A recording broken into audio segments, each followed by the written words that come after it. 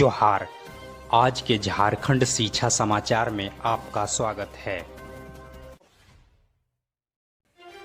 आज के पहली खबर के साथ राज्य की स्थापना अनुमति प्राप्त हाई स्कूल और इंटर कॉलेजों के अस्थायी मान्यता प्राप्ति के लिए अब 15 अक्टूबर तक आवेदन किया जा सकता है। 15 अक्टूबर तक आवेदन नहीं करने वाले राज्य के स्कूल कॉलेजों की स्थापना अनुमति समाप्त करने की प्रक्रिया जैक के द्वारा की जाएगी। इधर राज्य के विधि विज्ञान प्रयोगशाला में वैज्ञानिकों के पदों की सीधी बहाली की जा रही है। विधि विज्ञान प्रयोगशाला में सभी 14 शाखाओं में कुल 49 वैज्ञानिकों की बहाली के लिए झारखंड लोक सेवा आयोग यानी जेपीएससी के सचिव को यह अधियाचना भेज दी गई है। वैज्ञानिकों की बहाली पहले गृह विभाग के द्वारा आवश्यक नियमावली तैयार की गई, इसके बाद रोस्टर भी क्लियरेंस कर लिया गया है। इसके साथ ही सारी बाधाएं दूर कर ली गई है। साथ ही जानकारी के लिए बता दें, राज्य विधि विज्ञान प्रयोगशाला राज्य के एक प्रतिष्ठित प्रयोगशाला है जो राज्य में होने वाली अपराधों को तकनीकी और वैज्ञानिक आधार पर सुलझाने पर मदद करता है। इसके साथ ही राज्य के बाहर से भी जांच के लिए अनुरोध आते हैं। इधर कोरोना के कारण सीबीएसई बोर्ड ने 12वीं का सिलेबस छोटा करने के बाद अब प्रश्न पत्र के पैटर्न में भी बदलाव कर दिया है। वर्ष 2021 के 12वीं बोर्ड की परीक्षा बदले हुए पैटर्न पर होगी। सीबीएसई ने बदले हुए पैटर्न के अनुसार से सैंपल पेपर और मार्किंग स्कीम अपने आधिकारिक वेबसाइट पर जारी कर दिया है। 12वीं के मुख्य विषय मैथ, फिजिक्स और केमिस्ट्री पर पहली बार केस बेस्ड और रीजन ऑक्शन टाइप प्रश्न पूछे जाएंगे।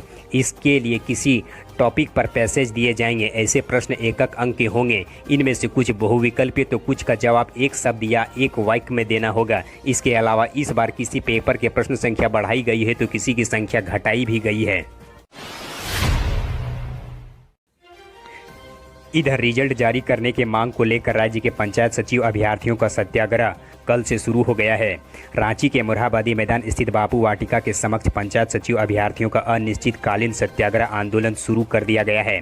आंदोलन कर रहे अभ्यर्थियों का कहना है कि झारखंड हाईकोर्ट के आदेश से राज्य के पंचायत सचिव की नियुक्ति प्रभावित नहीं हुई है, फिर भी झारखंड कर्मचारी चयन आयोग यानी जेएसएससी अंतिम मेधा सूची जारी नहीं कर रहा है। झारखंड नियोजन नीति के 3 जजों वाली संवैधानिक पीठ के फैसला आए कई सप्ताह गुजर जाने के बाद भी आयोग कोई कार्रवाई नहीं कर रहा है। अभ्यर्थियों ने कहा कि रिजल्ट जारी करने के मांग को लेकर हम लोग लगातार लंबे समय से आंदोलन करते आ रहे हैं, फिर भी आयोग की ओर से कोई कार्रवाई नहीं की जा रही है, जिससे हम अभ्यर्थियों में भारी आक्रोश है। इधर झारखंड एकेडमिक काउंसिल यानी जैक ने परीक्षा की तैयारी शुरू कर दी है।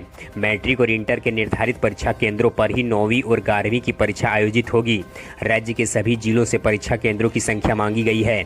साथ ही राज्य के सभी जिला शिक्षा पदाधिकारियों को उन्हीं स्कूलों पर परीक्षा केंद्र बनाने के लिए कहा गया है जहां हर कमरे पर सीसीटीवी लगे हो। साथ ही कहा गया है कि वैसे स्कूलों को परीक्षा केंद्र के रूप में प्रस्तावित नहीं किया जाए जहां सीसीटीवी नहीं लगे हो। इसके साथ ही कोरोना महामारी को देखते हुए बड़े स्कूलों को ही परीक्षा केंद्र के रूप में चयन किया जाए ताकि वहां सोशल डिस्टेंसिंग का पालन बेहतर तरीके से किया जा सके।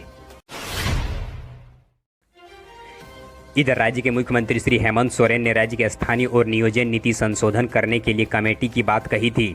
इस पर कार्मिक विभाग से फाइल मुख्यमंत्री कार्यालय तक पहुंच भी गया है, लेकिन अब सवाल उठ रहा है कि जब हाईकोर्ट ने नियोजन नीति को खारिज कर ही दिया है तो फिर से इसमें संशोधन करने की जगह इस पर नई नीति बनाई जाए। सूत्रों के अनुसार से शीघ्र ही नियोजन नीति और स्थानीय नीति को लेकर नई कमेटी बनाई जाएगी, तो संशोधन की जगह पर नई नीति पर ही अपना मंतव्य दिया जाएगा। स्थानीय नीति और नियोजन नीति में संशोधन के लिए अब कमेटी की दरकार नहीं। मुख्यमंत्री ने दोनों नीतियों में संशोधन करने का निर्देश दिया था, लेकिन हाईकोर्ट के निर्देश के बाद स्थानीय नीति को फिर से बनानी ही होगी। इधर राज्य के विश्वविद्यालयों और अंगीभूत कॉलेजों पर संविदा पर नियुक्त घंटी आधारित शिक्षकों की सेवा विस्तार किया जाएगा। उच्च तकनीकी शिक्षा और कौशल विकास विभाग के इस प्रस्ताव को मुख्यमंत्री श्री हेमंत सोरेन ने अपनी मंजूरी दे दी है। यह प्रस्ताव अब कैबिनेट की बैठक पर रखा जाएगा, जहां सहमति मिलने के बाद ही घंटी आधारित शिक्षकों की सेवा विस्तार किया जाएगा। साथ ही जानकारी के लिए बता दें, मुख्यमंत्री ने उच्च शिक्षा विभाग के इस प्रस्ताव को 31 मार्च 2021 तक के लिए विश्वविद्यालयों के लिए स्नातकोत्तर विभागों और कॉलेजों की स्वीकृति खाली पदों पर नियुक्त घंटी आधारित शिक्षकों की सेवा विस्तार की मंजूरी दे दी है। इधर अमेरिका में भर्ती राज्य के शिक्षा मंत्री श्री जगन्नाथ महतो की स्वास्थ्य स्थिति पहले के तरह ही है। डॉक्टरों ने बताया कि शिक्षा मंत्री का ऑक्सीजन लेवल 90 से 95 के बीच चल रहा है। वह बातचीत कर रहे हैं, इसके साथ ही अपनी समस्या की जानकारी भी दे रहे हैं, लेकिन अब भी उन्हें नॉन इनोवेटिव वेंटिलेटर पर ही रखा गया है।